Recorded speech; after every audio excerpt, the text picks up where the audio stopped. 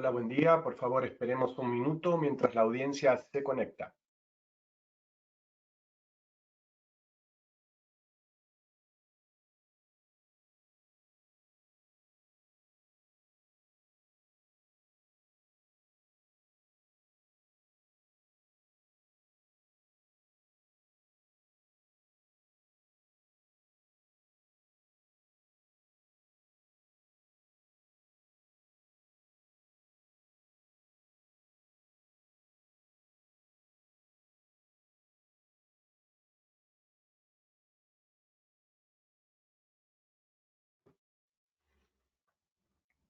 Muy buenos días. Mi nombre es Sebastián Pérez Ferreiro, Managing Editor de BN Américas.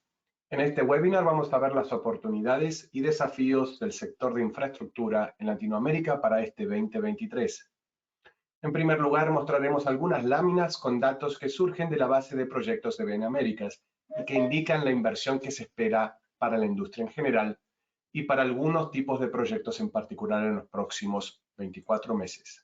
Luego daremos inicio a nuestro panel de expertos. César Iliano, director de contenidos de BN Américas, estará dialogando con Bruno Mega de Andrade, Master Principal Sales Consultant de la Unidad Global de Construcción e Ingeniería de Oracle, Carlos Ley, CEO regional de DSI Underground Latam, y Luis Montes, socio de Tawil Checker Abogados en asociación con Mayer Brown. Quisiera recordar a la audiencia que pueden participar con preguntas utilizando el espacio de consultas de la aplicación GoToWebinar al costado derecho de sus pantallas. Y a todos los clientes de BN Américas, quisiera recordarles que en mayo estaremos publicando nuestro reporte anual de CAPEX para infraestructura, que dará un panorama detallado de las inversiones esperadas para los próximos 12 meses. Comencemos. Vamos a los datos que arroja la base de proyectos de BN Américas. El panorama general indica que desde este segundo trimestre de 2023 y fin de marzo de 2024, se iniciará la construcción de proyectos de infraestructura en Latinoamérica por 35.760 millones de dólares.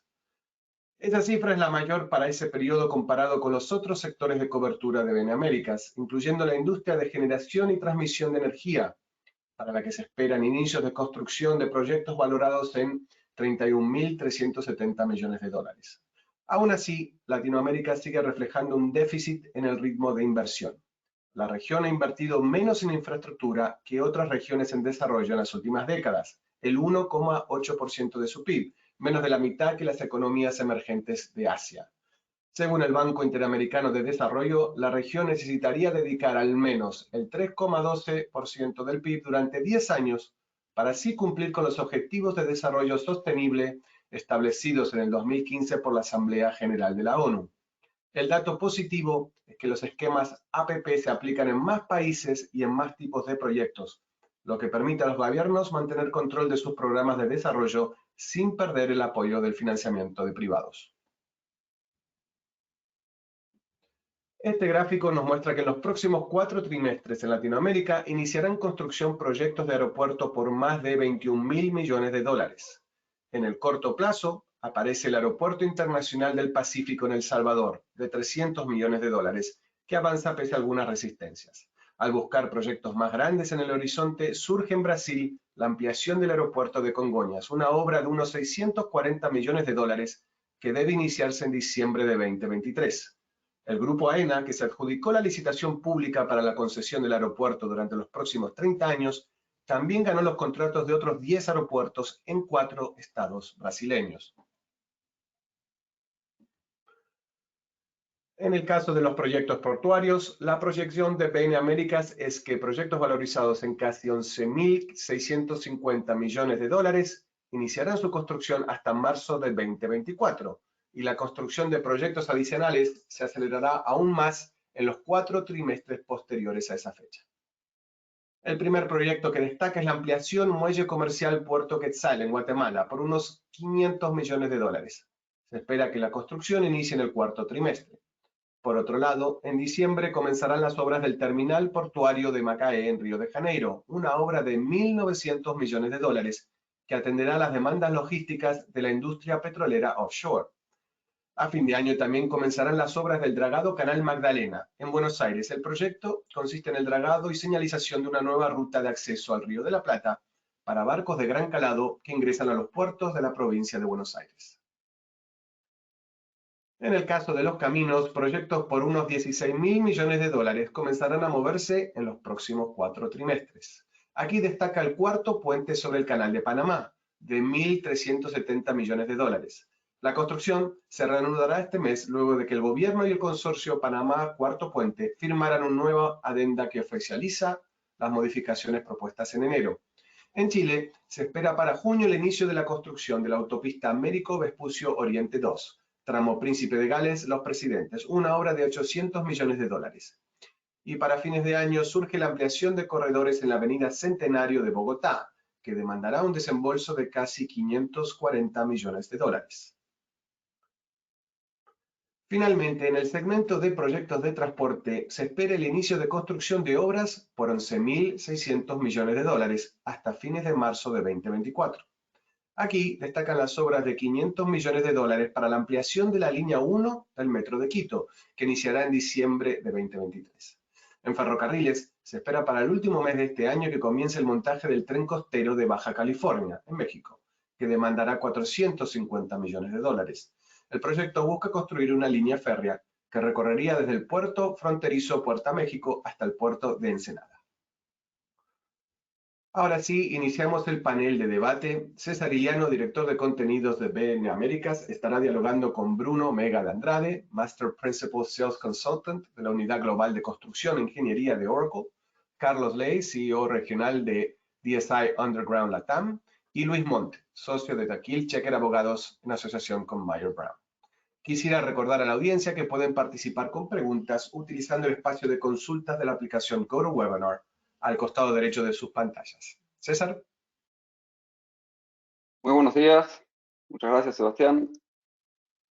Voy a pedirles a Bruno, Carlos y Luis que abran sus micrófonos y pantallas para empezar el debate.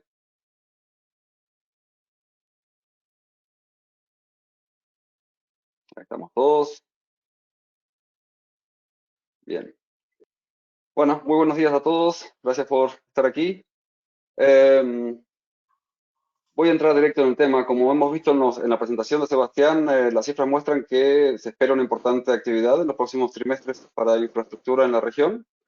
Pero bueno, como siempre, un poco como esconden las grandes cifras consolidadas de una región, se esconden un poco las luces y sombras de cada subsector y cada país.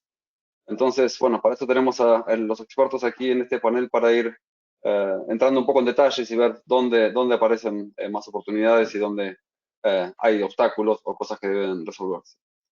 Entonces, quisiera empezar con una visión general. La pregunta específica es, ¿cómo ven la perspectiva para este 2023 en términos de presupuestos públicos y privados para proyectos de infra en la región? ¿Y en qué países ven más luces que sombras en los próximos meses para los proyectos que hay en carpeta? Empezamos con Bruno. Hola, ¿qué tal? Hola Luis, demás participantes del panel, Carlos y Luis Montes. Muchas gracias por la invitación para participar acá. Y mira, yo puedo hablar de Brasil, claro. Es mi casa, no sé si por mi acento ya percibieron que yo soy brasileño. Y bueno, un punto importante en Brasil es que el momento que vivimos, ¿no? Aquí hay un momento de redefinición de la participación de las fuentes de financiamiento de infraestructura en Brasil. Los últimos 6 años, Brasil extendió su mano más al sector privado en busca de la capital para financiar los principales proyectos. Todo eso bajo un modelo de concesiones, principalmente en las áreas de logística como carreteras, transportes ferrocarriles, también energía y saneamiento. Pero ahora con este nuevo gobierno que inició este año, la tendencia es que la matriz de fuentes de financiamiento le dé un mayor protagonismo a las inversiones públicas. El nuevo gobierno ya ha dado indicaciones claras al respecto, ya suspendiendo los procesos de privatización en curso, posponiendo rondas de concesiones o fortalecendo departamentos y agencias de transportes y también a las empresas públicas, principalmente a las empresas públicas de saneamiento. Entonces yo puedo esperar una mayor, y yo diría mucho mayor, contribución de recursos públicos en relación a los privados como un importante inductor de crecimiento de infraestructura en Brasil. Por lo tanto, a perspectiva para 2023 en Brasil es una natural demora para arrancar nuevos proyectos, pero por otro lado, la buena noticia es que ya tenemos contratados con el sector privado alrededor de 180 mil millones de dólares en proyectos de infraestructura para los próximos 10 años. De hecho, si todos los proyectos que teníamos en la cartera de diciembre pasado se completaran, eso representaría una inversión alrededor de 550 mil millones de dólares en 10 años. Entonces, se desea estimar el valor del portafolio de proyectos de infraestructura en Brasil, en este momento, yo diría que sería un promedio alrededor de 55 mil millones de dólares por año. Pero, nuevamente, estamos ahí un tema, un momento de espera frente al nuevo gobierno y sus nuevas prioridades. Ok, bien, muchas gracias. Carlos, ¿cómo ves desde aquí, desde Santiago, la perspectiva en los proyectos en que participan o los prospectos o las oportunidades que ven para este año? Bueno, primero que todo, buen día a todos, al panel, a la gente que nos está escuchando.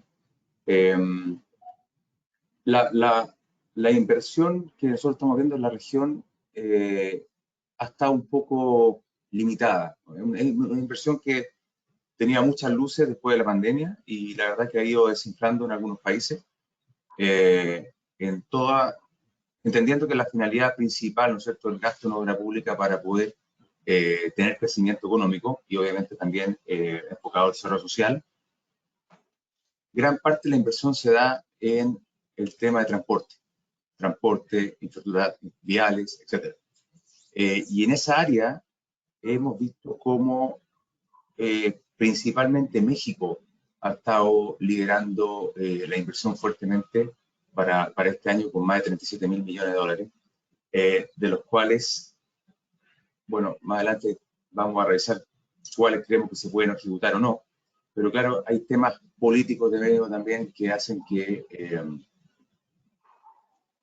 México esté un poco más propenso a cumplir parte de ese presupuesto, ¿no?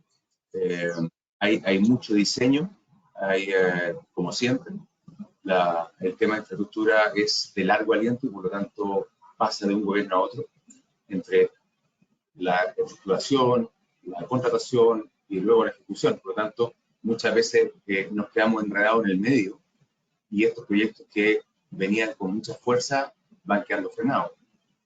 Clásico el tema del Metro de Bogotá, que lleva 20 años y que recién al parecer este año se va a empezar a ejecutar.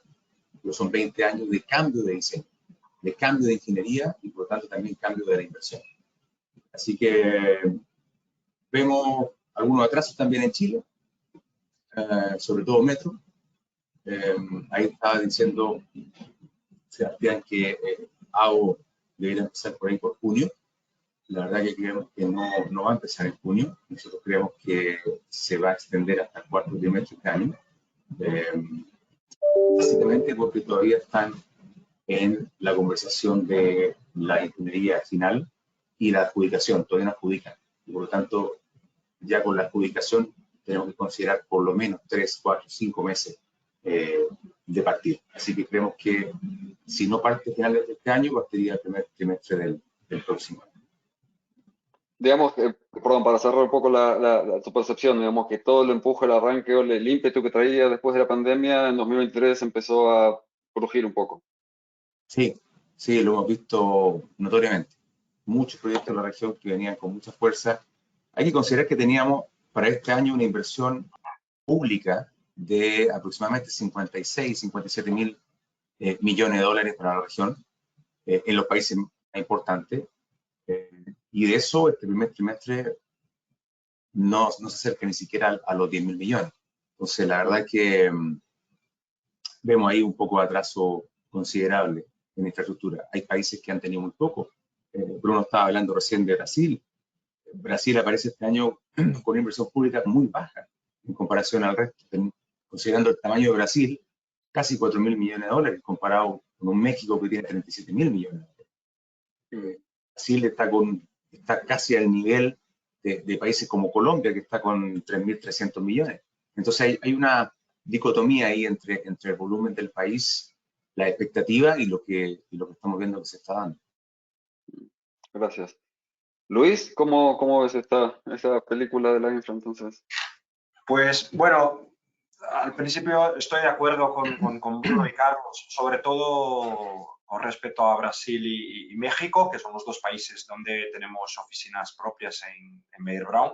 Pero claro, tenemos negocios y clientes en toda la región. Hablando un poquito de Brasil, yo vivo en Brasil también y bueno, y estoy de acuerdo otra vez con Bruno. Si estamos... Ya sería un año un poco distinto para Brasil, por el nuevo gobierno, por quizás un cambio en la mentalidad. En los últimos 4 años tuvimos un gobierno que promocionó parcerías público-privadas, concesiones, inversiones privadas de manera general. Pues Lula ya estuvo en el poder por 8 años en el pasado y después con Dilma, pues 13 años y siempre fue un gobierno que empujó más por la inversión pública directa, obras públicas, empresas públicas muy grandes, invirtiendo directamente en muchos sectores. Esto ya era más o menos esperado, claro. Pero después tuvimos lo que yo digo, casi una tormenta perfecta en Brasil, que fue pues la combinación de un nuevo gobierno, tipos de interés altos, inflación alta, el escenario internacional un poco complicado por los temas de la guerra en Europa, de bueno, tensiones en otras regiones, que claro, que influyeron mucho en estos 100 días de gobierno en Brasil. Tenemos algunos señales importantes de infraestructura y con esto comparto la opinión de Carlos, porque en los grandes números, y Bruno comentó muy bien lo que sería el pipeline de los próximos 10 años en Brasil. Pero aquí en Brasil, como en México y otros países de Latinoamérica, siempre que hablamos a largo plazo, las cosas quedan un poquito más en el diseño, lo que no necesariamente es realidad. Pero el gobierno Lula lanzará lo que será el programa de inversión, un nuevo programa de inversión, que bueno, ya tiene el apodo de PAC 3, el programa de aceleración del crecimiento 3, y tiene un énfasis total en infraestructuras. Tuvimos un anuncio en los últimos días que el nuevo programa tendrá 6 ejes principales y un presupuesto, aún no es un presupuesto definitivo, pero de 23.000 millones de reales. Y el número que dijo Carlos es ese, básicamente es. Yo haría el redondeo para arriba, yo iba a decir 5.000 millones de dólares, pero 4 y pico mil millones, que para el tamaño de Brasil y el déficit de infraestructura que tenemos es un número bajo. Sí. Pero bueno, los ejes principales, solo para comentar este tema y después, claro que aprofundaremos en las otras cuestiones, pero serán transporte y movilidad. Como siempre en Brasil es un país enorme y tenemos una necesidad muy grande de infraestructura de carreteras, caminos y sobre todo para la exportación de la producción agrícola del país. Energía, Brasil tiene un potencial enorme en la transición energética, pues eólicas, solares y también el tema del hidrógeno verde. Ahora en Brasil es un tema muy importante. Movilidad urbana y infraestructura urbana son otros 2 ejes muy importantes y tenemos un déficit muy grande en las grandes ciudades de Brasil, sobre todo São Paulo, Río, pero también en las capitales del interior del país. Aún en el tema social, es un tema específico, pero el gobierno pretende invertir mucho en infraestructura social, como llama, que es Internet de alta velocidad para la población, más inversiones en salud, hospitales, parques públicos, estructuras de ocio, casas populares. Es un tema que volvió muy fuerte para la agenda política. Y también el tema de saneamiento y agua.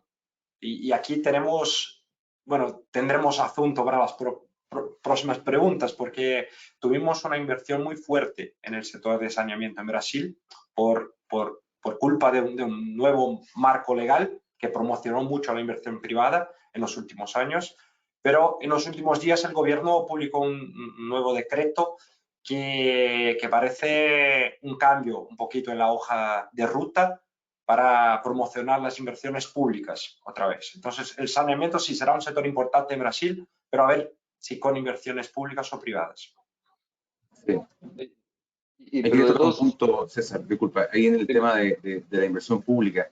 Hay un tema ahí que Brasil está en medio de decidir finalmente qué va a hacer con la ley que establece un tope en la inversión pública de acuerdo a el crecimiento de la inflación.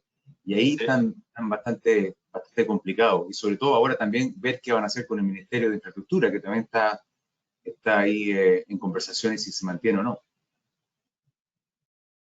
sí, El los escuchaba. tema del presupuesto es muy complicado hablar de presupuestos en Brasil ahora, porque tenemos estos temas muy importantes, el techo de los gastos o la capacidad pública de hacer frente a todas las inversiones necesarias, aún es un tema muy delicado y no tenemos un plan concreto en estos días en Brasil.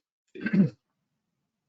Decía que los escuchaba a los tres y en general de todo el rango de tipos de proyectos o subsectores que se habló, siguen creyendo que transporte y movilidad urbana van a seguir siendo los tipos de proyectos que por ahí se mueven más rápido este año o en los próximos trimestres. Sí, sí, sí. Carreteras, puentes, puertos, metro, Aeropuertos. trenes, aeropuertos, exacto. Exacto. Bueno, gracias. Aquí quería entrar un poco, no tanto en los temas como de actividad o de inversión, sino el tema de eficiencia. Ya, bueno, ha mencionado obviamente ahí, Carlos, algunos temas aquí en Chile o en otros lugares de demoras y demás, pero ¿cómo está? Me imagino que ustedes tienen referencias de cómo se hacen las cosas en otros lados del mundo. ¿Dónde ubican a Latinoamérica en términos de eficiencia en la construcción de proyectos de infra? ¿En qué aspectos se está la región como todavía muy detrás de los estándares globales en términos de cómo se hacen, cómo se diseñan, cómo se proyectan, cómo se financian? Si quieres, me quedo contigo, Luis. Sí, bueno, el tema de infraestructura en Brasil o en Latinoamérica, diría que hay sectores en los cuales estamos en lo más alto. Sí, tenemos una tecnología y empresas muy fuertes de construcción en la región y unos estándares de calidad muy buenos. Por ejemplo, el sector de carreteras de peaje en Brasil, Chile, son muy buenos y están con un nivel muy grande de desarrollo en las técnicas de construcción y también después en la operación de las carreteras. Hay otros que sí hay un déficit más importante. En el tema de transporte, me parece que en movilidad urbana, ahí sí tenemos un problema muy serio en las grandes capitales.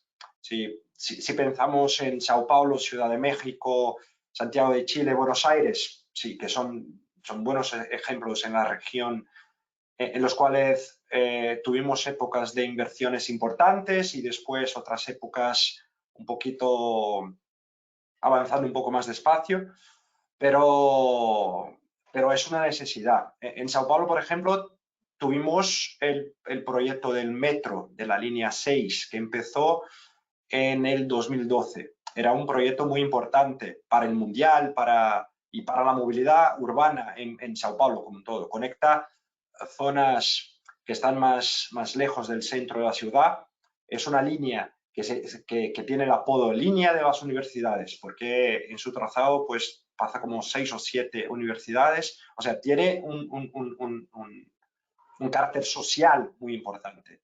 Y es una obra que quedó paralizada por 4, casi 5 años por los temas de corrupción en el pasado y tal.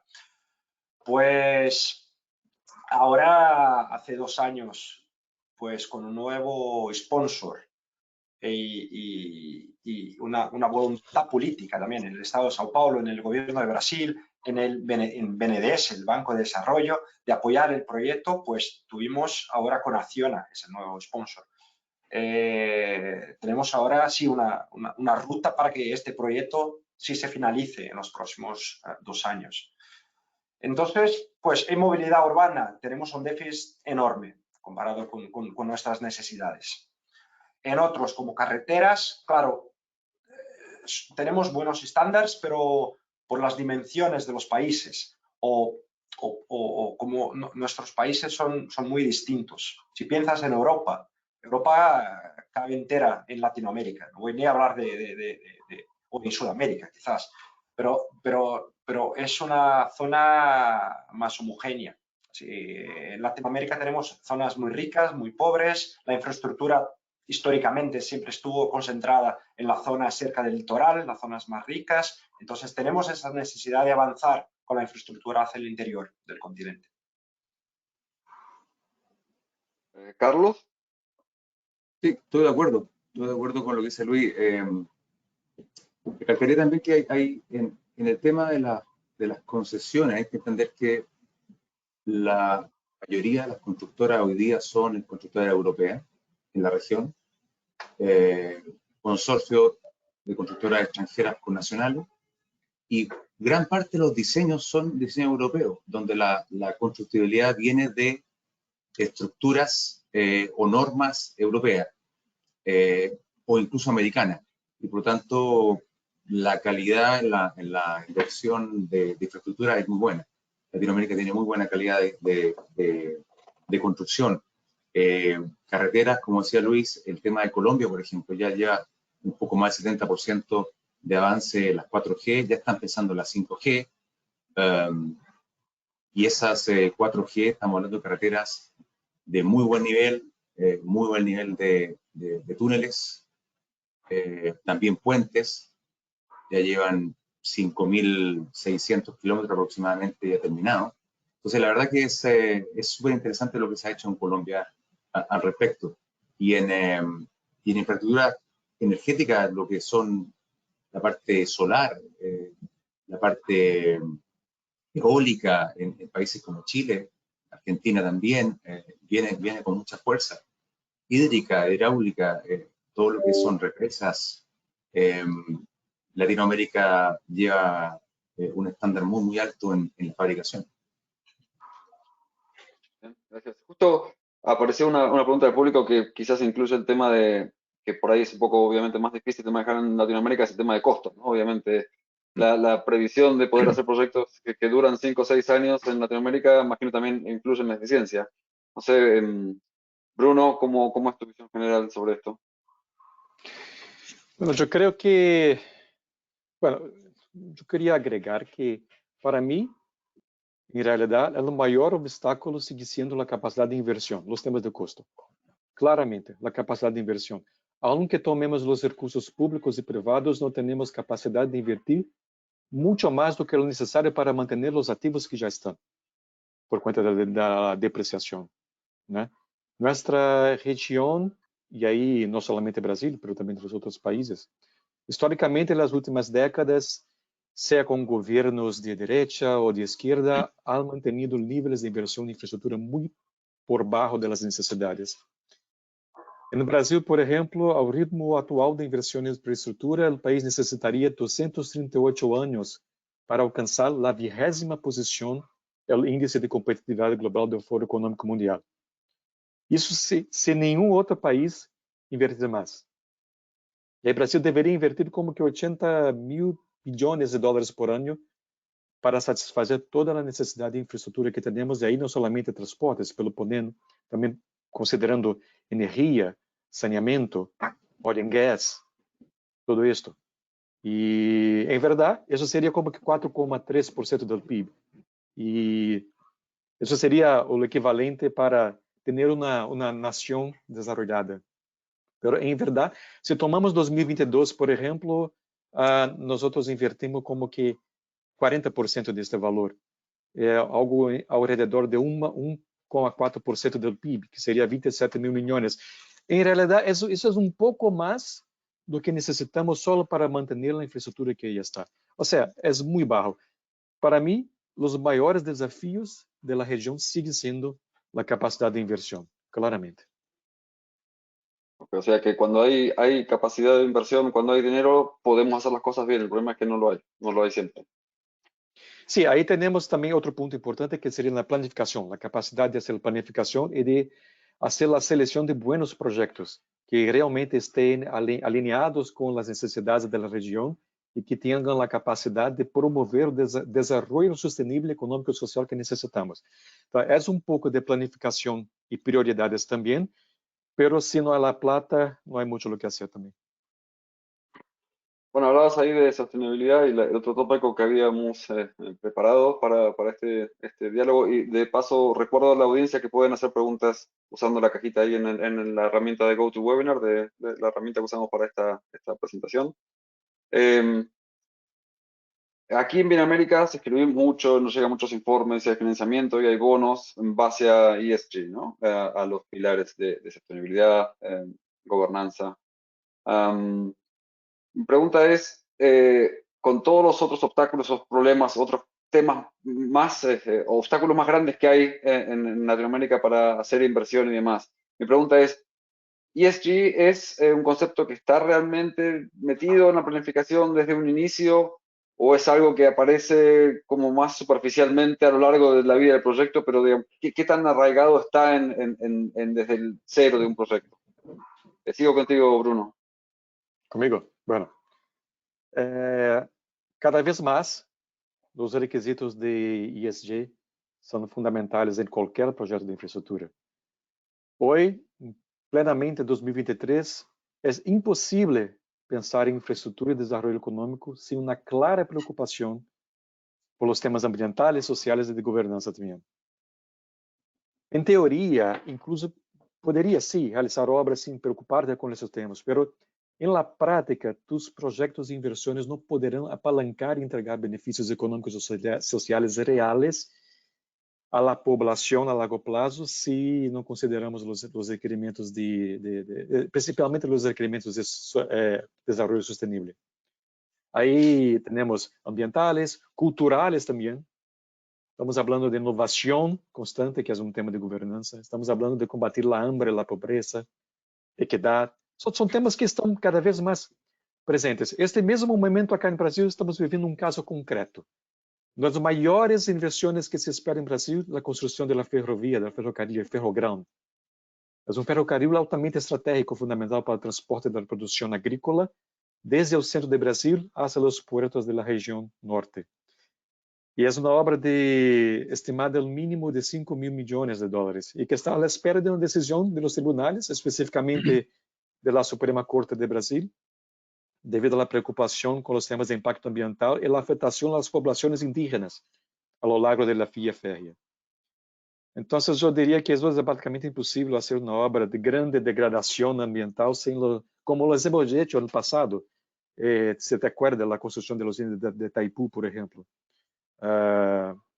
passadas os governos militares e tudo. Tomemos o caso da Central Hidrelétrica de Belo Monte, que o projeto original previa a construção de um grande embalse em terras indígenas, o tema do Xingu, e que acabou tendo que ser modificado do projeto. Então, claramente, cada vez mais, os temas de sustentabilidade estão muito presentes e não há como invertir de forma sustentável para uma população sem considerar os temas. Bien, gracias. Carlos. Sí, estoy de acuerdo. Ahí hay un tema muy importante. Hay que recordar que nuestros países también sostuvieron en el tema medioambiental los acuerdos de Kioto y los acuerdos de París, y por lo tanto hay un cierto compromiso de disminución de la huella de carbono. En temas medioambientales, lo que tú hablabas de estos créditos, ¿no es cierto? Créditos de carbono, créditos de bono, hoy día ya es un instrumento financiero. No es tan claro qué tan bueno es el instrumento financiero, pero sí lo que está claro es que los países están consiguiendo financiamiento producto de aquellos proyectos que puedan entregar un neteo mejor a la huella de carbono. Y en el tema de medioambiental, tenemos países que han parado producciones completas, por ejemplo, Ecuador, en el tema de minería.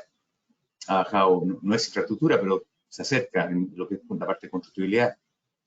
Ha bajado muchísimo todo aquel proyecto de minería por un tema medioambiental y sigue parado. Acá en Chile también hemos tenido el caso ahora hace muy poco de un gran proyecto minero que finalmente se rechazó nuevamente, como por tercera vez, el tema Dominga, por temas medioambientales. Entonces, ahí se cruza un poco la parte la parte social con la parte medioambiental. ¿Ah? Ahí la conjunción de esas dos almas de los proyectos en medio ambiente, gobernanza, ¿no es cierto?, y social, se contraponen. ¿Ah? Entonces ahí pueden haber en algunos tipos de proyectos que no se continúen o que no tengan, no den la luz producto de este problema que hay entre ambas almas. Así que nada, estamos muy metidos en eso como región de todas maneras, eso no cabe duda. Gracias. Luis. Pues de acuerdo y poco que añadir, pero el tema ambiental siempre fue muy importante en Latinoamérica. En Brasil, por ejemplo, en las inversiones en carreteras en los años 90, ya hubo una preocupación ambiental muy importante. Aprendimos con las lecciones de otros países, de Europa, de Estados Unidos, cómo planear un proyecto con un potencial de destrucción y cómo manejar las licencias, la preservación ambiental. Pero en los últimos años, con el tema del ESG, para mí el tema más importante fue la inclusión, el tema de la inclusión, de la preocupación social. Hay temas, como hablaron Carlos y Bruno, que son muy importantes para toda la sociedad y hay trade-offs que ya no se toleran. O sea, el impacto para las poblaciones indígenas, originales, hay una indignación muy grande cuando se discute un proyecto que pueda impactar comunidades originarias. O sea, es una cuestión política, pero también de la población. Sí, es un tema que es muy importante hoy en día y en mi opinión, es fundamental para el sector de infraestructura y sobre todo en los nuevos proyectos es un tema que se tiene que considerar desde el principio. Quizás ahí quisiera hacer una mini repregunta, porque entiendo que desde la mirada de empresas grandes o estudios grandes, estar concepto claro. Mi pregunta es, ¿cómo ven ustedes el nivel de control hacia abajo, es decir, los proveedores y contratistas, digamos? ¿Qué tal es el nivel de conciencia? Yo sé que muchas empresas grandes cuando hacen su selección de proveedores, obviamente ya está incluido todos esos valores y todos esos conceptos, pero en general, en cualquier obra vial, en un lugar rural alejado del país, ¿qué tan fácil es para las empresas grandes o los desarrolladores tener el control hacia abajo en la cadena de proveedores de que se cumplan estos conceptos? Puedo empezar yo. Pues, bueno, yo trabajo con constructoras, con proveedores y con la banca también, después en la financiación. Y en mi opinión es algo que se está expandiendo para toda la cadena. O sea, una empresa de construcción una empresa multinacional, claro, tiene sus políticas y adaptó sus políticas a las prácticas de ESG en los últimos años.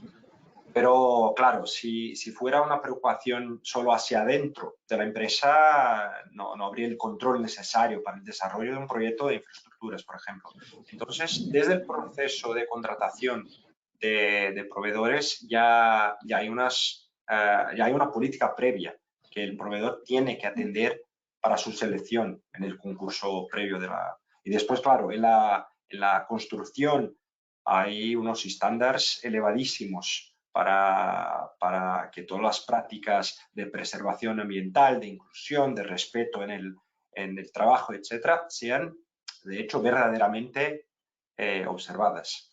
Luego, cuando tienes una interacción con el gobierno, sea tu autoridad directa, en el caso de una concesión, o una agencia nacional, por ejemplo, que hará la fiscalización del proyecto y después de la concesión, o mismo con la banca pública o privada, hay un conjunto de obligaciones que tienes que asumir desde el día 1 hasta el final de la operación. Entonces, por ejemplo, si pensamos en la banca pública, multilaterales o ECAs, por ejemplo, todos tienen un conjunto muy importante de cláusulas que dicen garantizar el compromiso ambiental y ESG como un todo. Y después, también en el mercado de capitales, pues operaciones de deuda, emisiones nacionales o internacionales, también tienen los estándares muy elevados en materias de declaraciones, obligaciones y también en una penalización. O sea, hay ya eventos de aceleración de deudas o cambio de intereses, por ejemplo, si no respetas los estándares mínimos de inclusión o, por ejemplo, en los proyectos que tienen el sello de Green Bonds o de deuda sostenible, tienes los KPIs que tienen que ser observados sí o sí. Entonces, me parece que es un tema que ya está en toda la cadena de un proyecto de infraestructura. Ok, no sé si Carlos o Bruno coinciden. Sí, estoy de acuerdo ahí. Hay un tema importante. Son multinacionales, efectivamente. Nosotros estamos viendo los contratos permanentemente que están incluyendo cada vez más cláusulas de ESG muy claras, donde comprometen también al proveedor. Y como proveedores también hay responsabilidad. Empresas como el tamaño nuestro o otras empresas del sector, hoy día ya estamos trabajando en temas de ESG muy fuerte, de inclusión muy fuerte, de paridad también. Y el tema del acero, por ejemplo, que es uno de los principales, una de las principales materias primas del proyecto de infraestructura, ya estamos hablando de acero verde, que hace 3 años atrás no se hablaba. Hoy día sí estamos circulando, hacemos la circulación completa entre aquel producto que llega a la mina o a una infraestructura civil, se desecha y ese scrap va a hacerse nuevamente el producto que va a entrar en el siguiente fase del proyecto. Entonces, ese cálculo hoy día se está haciendo, la empresa nuestra lo hace, y los clientes lo están tomando bastante bien. La circularidad del acero hoy día es una realidad que se está dando fuertemente en la región. Bien, muchas gracias. Voy a pasar a otro de los temas que habíamos preparado. En general, vamos a empezar con Bruno. ¿Cuáles son las tecnologías que podrían, en su opinión, acelerar la ejecución de proyectos de infra en la región? Bueno, eu gostaria de mencionar o seguinte: a adopção de tecnologias modernas como as tecnologias da chamada indústria 4.0 é, sem dúvida, um grande divisor em termos de eficiência para o desenho, construção e também para o mantenimento da infraestrutura. Temos em verdade, não temos muita inversão nessas tecnologias no dia de hoje, mas sigue sendo um grande obstáculo para maximizar a produtividade e o retorno da inversão em infraestrutura, utilizar efetivamente todas as novas tecnologias para medir não somente o retorno da inversão, mas entregar os resultados efetivamente. Isso é uma realidade hoje em muitos lugares do mundo. A adopção, por exemplo, de realidade virtual, realidade aumentada, IoT, que é a internet das coisas, que conecta dispositivos, conecta sensores. Isso é importante para a segurança das pessoas, para monitoramento de obra. Uso de robôs, drones, veículos autônomos para muitas atividades. O conceito novo de gemelos digitais é outra tecnologia também muito importante. Mas, sem dúvida, a grande revolução em tecnologia vamos a ter com a adopção do 5G. Además, o próprio 5G também é um tema de infraestrutura, porque temos que desenvolver na área de telecomunicações a infraestrutura necessária para poder apalancar a tecnologia de 5G. Pero a chegada da tecnologia 5G será possível em um futuro muito próximo, por exemplo, estar em seu coche, em seu carro, um carro elétrico autônomo, e receber um alerta dentro do carro com uma possível anomalia ou risco base na inteligência preditiva. Isso materializar-se ali mesmo como um holograma, a representação de um gemelo digital derivativo de um equipo em operação, com dados em tempo real, tomar decisões baseadas em indicadores positivos, realidad aumentada y comandar inspecciones e intervenciones en la planta directamente de donde estás, realizando localmente por robôs, drones ou outros veículos não tripulados. Se isso tudo, todavia, te sueña com um episódio da família de los supersônicos, prepárate, porque em realidade isso chegará muito antes do que tu pensas. Nós em Oracle, por exemplo, temos um laboratório de inovação, em verdade dois, um em Chicago e outro em Sydney, onde todas as tecnologias modernas da indústria 4.0 se pode experimentar em um sítio real de construção. E se queira poder invitar a você ou quem mais tiver interesse para conhecer efetivamente ali o sítio ao vivo e ver como as tecnologias de robótica, realidade virtual, realidade aumentada, como tudo isso, drones, veículos não tripulados, como tudo isso efetivamente se põe ao serviço da rede de construção. E, bueno, basta enviar uma mensagem e poder invitar-te a conhecer. Mas esse é o ponto importante. Eu creio que a adoção de tecnologias e principalmente a disrupção que estamos esperando com a chegada do 5G será um grande divisor de águas para ter projetos de infraestrutura mais seguros, mais sustentáveis, mais baratos, entregues ao dia, melhor alinhados com as necessidades da população. Eu vejo muitos grandes benefícios. E, em verdade, isso é muito mais realidade hoje no mundo do que se espera, do que se supone. Bien, muchas gracias. Carlos, te veía como Sí, con cara estaba de pensando, sorpresa. Sí. es que no, lo que estaba pensando en varios ejemplos que hoy día se están viendo. La pandemia obligó a una aceleración fuerte de la virtualidad. Hoy día, como nunca, las máquinas, la reparación de las máquinas se pueden hacer en forma virtual. Nos ha tocado ver que técnicos en Europa, en Suecia, orientan a gente acá con una máquina con problema en una obra de infraestructura, por ejemplo, carretera o en algún túnel carretero, y lo hacen virtual. No tienen que esperar que llegue el técnico de Suecia a intervenir en la máquina, sino que se hace en forma virtual. Hoy día ya estamos viendo, por ejemplo, en el área nuestra, acaba de salir una nueva máquina de perforaciones que es 100% autónoma. 100%. Entonces ya estamos viendo hoy al interior de las minas, que no lo veíamos antes, en la electrificación fuertemente, pero esa electrificación también sin gente en los túneles, mejorando fuertemente la eficiencia y la seguridad. Y estamos pasando, o vamos a pasar muy luego, de aquel manejo de las maquinarias vía joystick, ¿no es cierto?, fuera de la mina, en una sala de control, a no tener esa sala de control.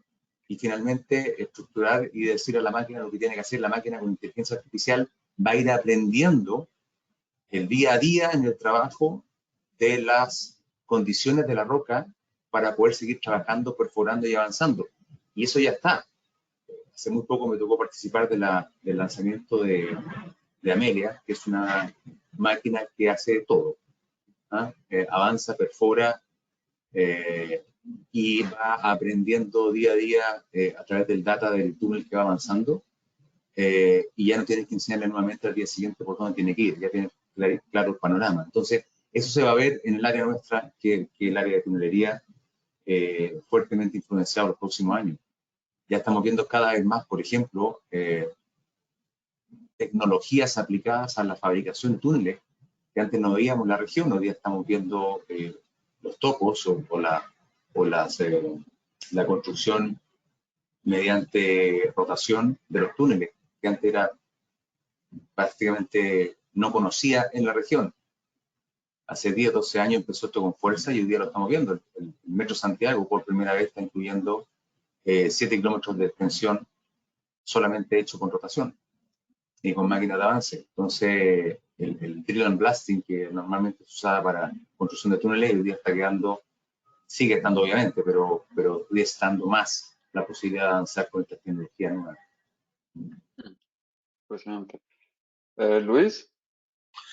Bueno, yo como abogado en temas de tecnología, yo más aprendo que enseño, claro, pero pero de mi experiencia y básicamente de trabajar con mis clientes en la negociación de contratos, en la estructuración de proyectos, para mí el cambio más importante y el que será el cambio más importante, como hablaron Bruno y Carlos, así será la automación y una mejora en la infraestructura de comunicación.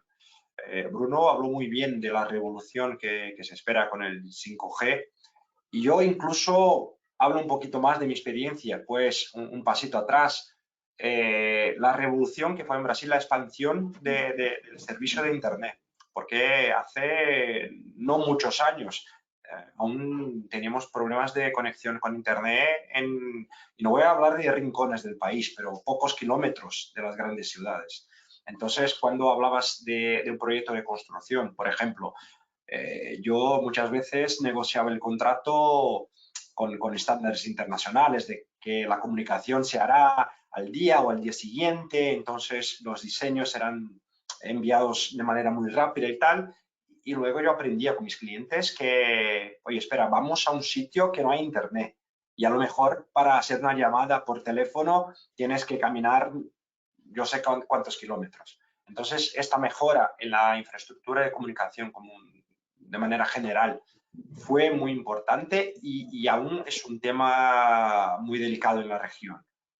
Tenemos la necesidad de expansión de la red de Internet y a veces hablamos del 3G o del 4G, antes del llegar el 5G, pero de acuerdo con Bruno, esa es una revolución que esperamos y que va a pasar de manera muy rápida, y la automación, como habló Carlos, así en proyectos de construcción de túneles, de proyectos de carretera, en la industria de manera general, mineración, puertos, se espera una mejora muy importante en la operación general con las nuevas tecnologías. Bien, gracias. Si me permite... Dale, dale.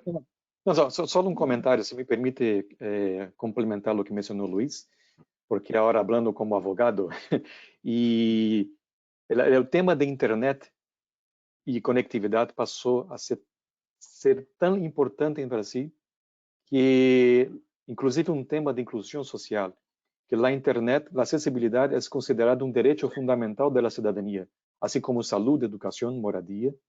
También ahí está, incluso la Constitución del Estado de Río de Janeiro, donde vivo, creo que la Constitución Federal también, ya se puso una información acrescentando la necesidad de integrar la población a través de la Internet. Entonces, es un derecho fundamental incluso para el desarrollo de la ciudadanía. Eso es muy interesante. Sí, y es uno de los temas que el gobierno incluyó expresamente en el nuevo PAC, en el programa de infraestructuras. Inclusión digital, o sea, es un tema muy importante en Brasil hoy en día y de hecho, un tema nacional, no solo urbano, pero para todos los rincones del país. Bien, muchas gracias. Les decía que teníamos unos minutitos, hay un par de preguntas del público, una sobre temas que se mencionaron superficialmente, pero por ahí merece un poco más de detalles.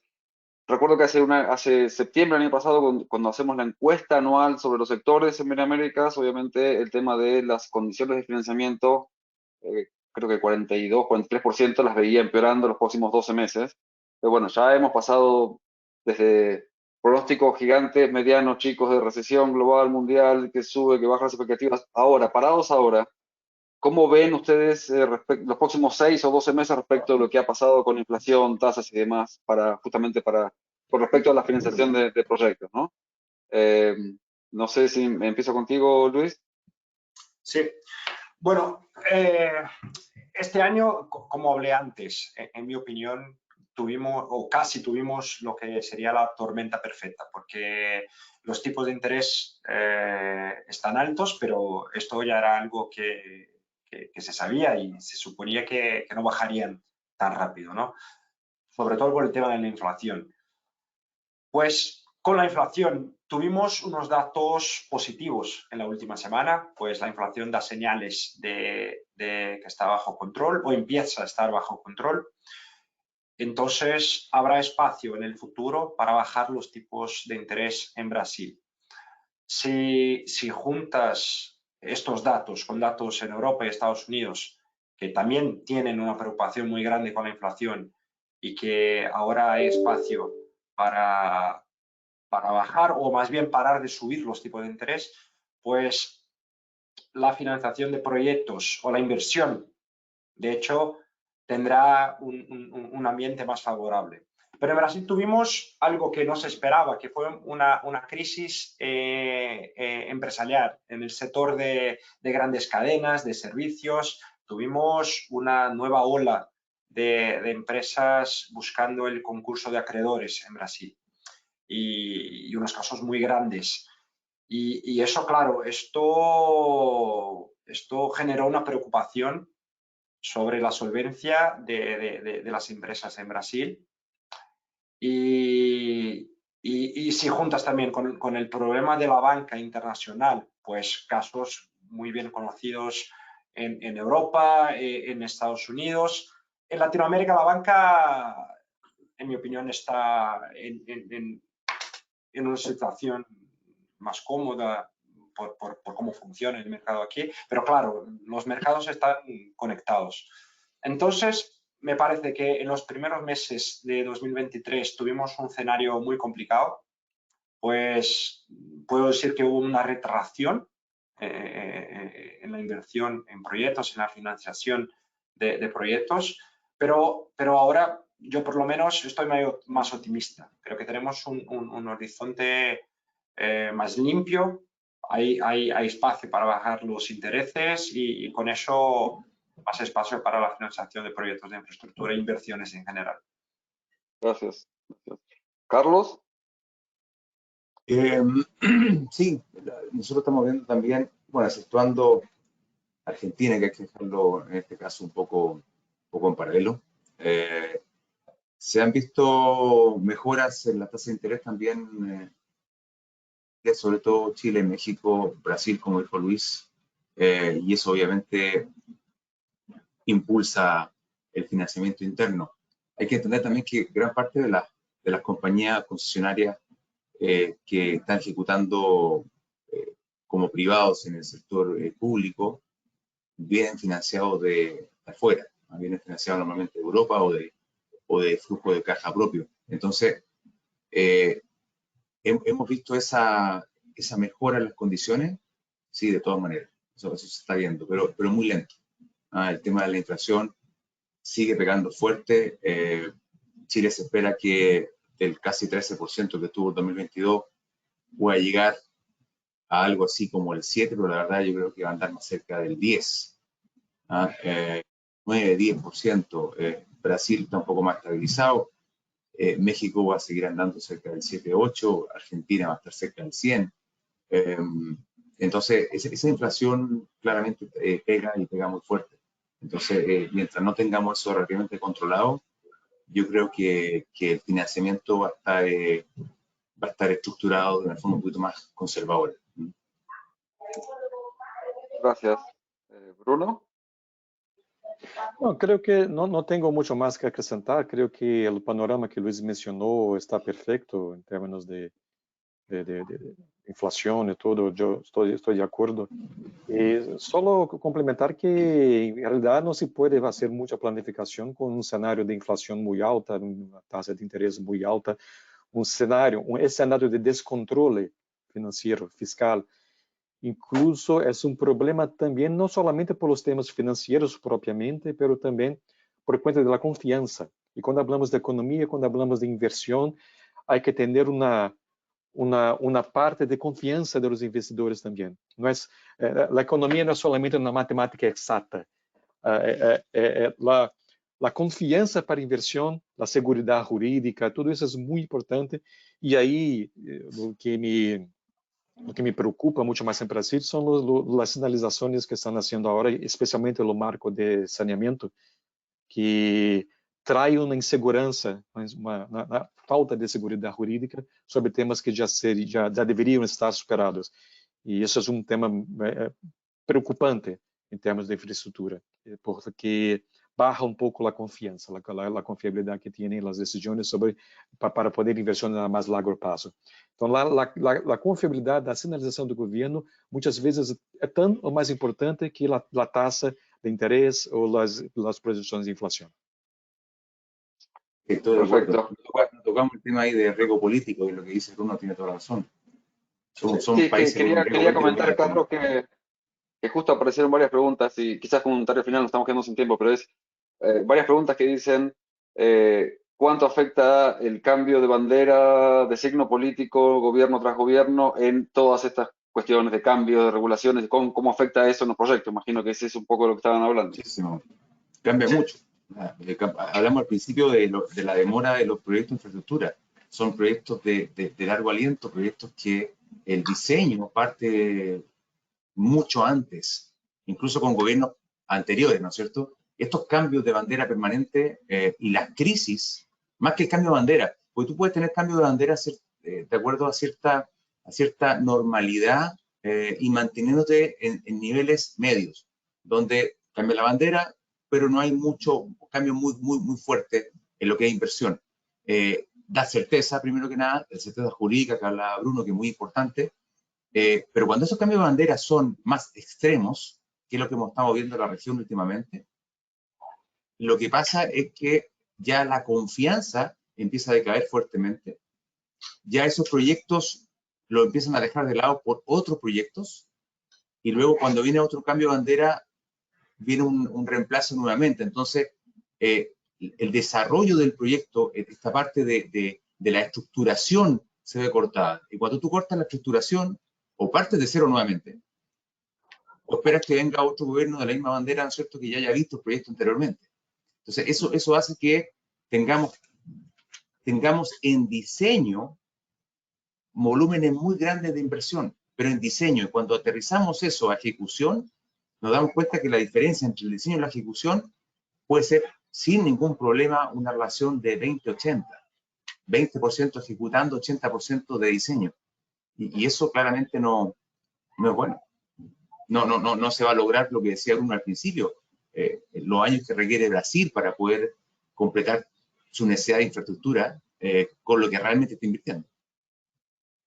Perfecto. Bueno, ahora sí, el tema de la fiabilidad que habló Bruno es perfecto y más que cambios de banderas. En los últimos años en Latinoamérica tuvimos rupturas de la manera de hacer las cosas, de la manera de pensar las cosas. O sea, es muy difícil planear una inversión a largo plazo si cada 4 años tienes la mentalidad de que todo lo que pasó estaba en el camino equivocado, hay que empezar todo otra vez, ahora con inversiones públicas, ahora con inversiones privadas. Entonces, todo lo que son rupturas, pues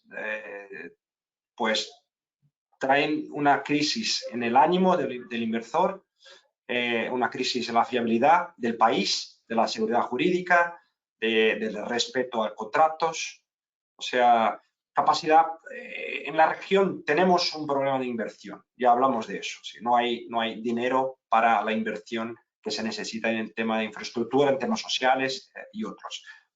Los cambios de bandera lo que tienen de similaridad histórica es que nunca se invirtió todo lo que se necesitaba. Y no importa si eran blancos, azules o rojos. Nunca hubo capacidad de inversión. Entonces, tenemos que hacer que el país o que la región sea fiable para inversores internacionales, para empresas multinacionales, para los grandes grupos latinoamericanos y sobre todo fomentar la integración en la región. Esto sí, espero que el nuevo gobierno en Brasil va a promocionar un poco más, que es la integración de Brasil con los otros países de Sudamérica y Latinoamérica en general. Bien. Bueno, si nos hemos quedado sin tiempo, quería agradecerles su participación, su tiempo. Hemos tenido una muy buena audiencia, así que paso a ti para que hagas el cierre, Sebastián.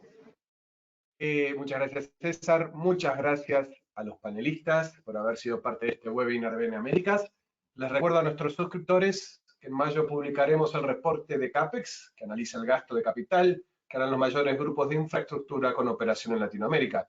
Y quienes aún no son suscriptores de BN América, les recomiendo ingresar a bnamericas.com y darle un vistazo a nuestros datos, noticias y reportes. Que tengan un excelente día. Muchas gracias. Gracias a todos. Gracias. Chao.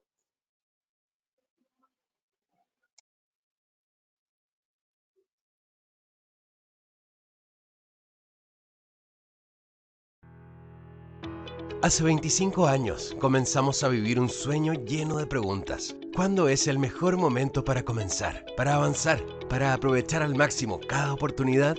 Esas son las mismas preguntas que cada uno de nuestros clientes tiene hoy al momento de tomar decisiones para sus negocios. Llevo 4 años y medio en la compañía. Voy a cumplir 20 años ahora el 4 de junio. Yo entré en diciembre de 2019. En BNA Americas llevo 6 meses. Me cuesta creerlo, pero llevo 25 años en BNA Americas. En estos 25 años nos hemos transformado en un socio para cada uno de nuestros clientes. Ellos han confiado en nuestro trabajo y nosotros hemos cumplido sus expectativas gracias a la calidad humana y profesional de cada uno de nuestros colaboradores. Ha sido una experiencia muy positiva en donde se presiente un espíritu de colaboración, un ADN de emprendimiento, de crecimiento. Aquí he aprendido lo que es realmente un equipo de trabajo multicultural. Siempre se trabaja en equipo, las buenas ideas pueden venir de cualquier lado. Si necesitamos una mano, ahí todos están disponibles. Estamos con personas que realmente están muy involucradas con el trabajo permanente de BNA Americas.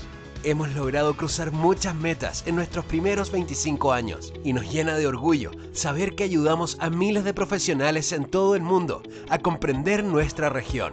Mirando hacia el futuro, sabemos que nuestros clientes seguirán beneficiándose de nuestro crecimiento, que se acelerará tras el ingreso del fondo de capital privado Endicott como socio. Para el futuro se vienen desafíos y oportunidades importantes, muy ambiciosas y que gracias a nuestras capacidades vamos a lograr. Sobre el futuro estoy bastante optimista porque con los nuevos dueños y los nuevos recursos vamos a poder generar más contenido original y también atraer más suscriptores. Para el futuro me encantaría seguir desarrollando cada vez más este tipo de proyectos. Espero que sigamos como un equipo apasionados, muy dedicados y ambiciosos. El camino está trazado para otros 25 años de gran servicio y grandes negocios que respalden el desarrollo económico y social de Latinoamérica. BNA Americas, 25 años conectando oportunidades.